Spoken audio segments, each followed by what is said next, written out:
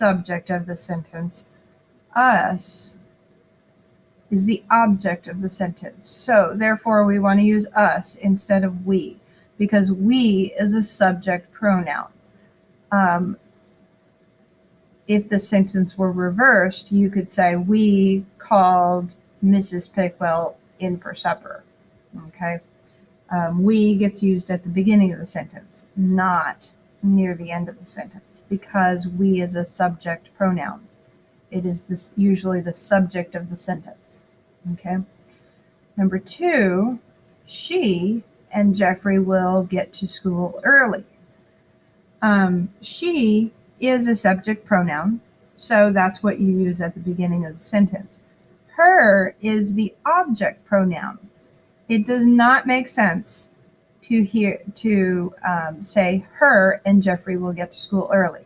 You may have heard other people say that, but they're wrong. So it should be she. Sorry. Hester and he crayon Amanda's books when she isn't looking. This one's a little bit more challenging. A lot of times you would hear Hester and him. But the problem with that is that him is an object pronoun. He is the subject pronoun. This is why it's important to learn these things so that you do this correctly. Hester and Lester are the ones that are crayoning Amanda's books. They are doing the action. So he is a subject pronoun, and he must be the one circled for this sentence. Okay? Because they are the ones doing the action, you need the subject pronoun. Mrs. Beale and I like to cook. It's the same situation as before. Mrs. Beale and I are the ones doing the action. Like to cook. Okay? You're both liking. That's the action you're doing. So it needs to be Mrs. Beale and I. Also notice here, Mrs. Beale comes before the I. I is always last.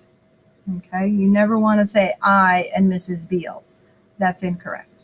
Okay. Are they the Cobras? They is the subject pronoun, and them is an object pronoun. This is the subject of the sentence. They. Okay? So that's it for part 2. Now this one, McNabb scooped up a handful of track stones. He is talking about McNabb. So you need to use the pronoun he, not she or they or them or anything like that, because McNabb is male, and so you need to use the male pronoun. It's in the subject of the sentence, so you need to use the subject pronoun. You would not say him launched one. Okay? So this is the antecedent for he. Number 2, again, Maniac danced and pranced and screamed with the rest. He learned how to jump in front of the gusher. Maniac is the subject of the sentence, and this is referring back to Maniac. So we're going to use the pronoun he. For number 3, just one voice in 100. It was a strange one. A voice is not a living thing, so you want to use the pronoun it to refer back to the voice. Okay?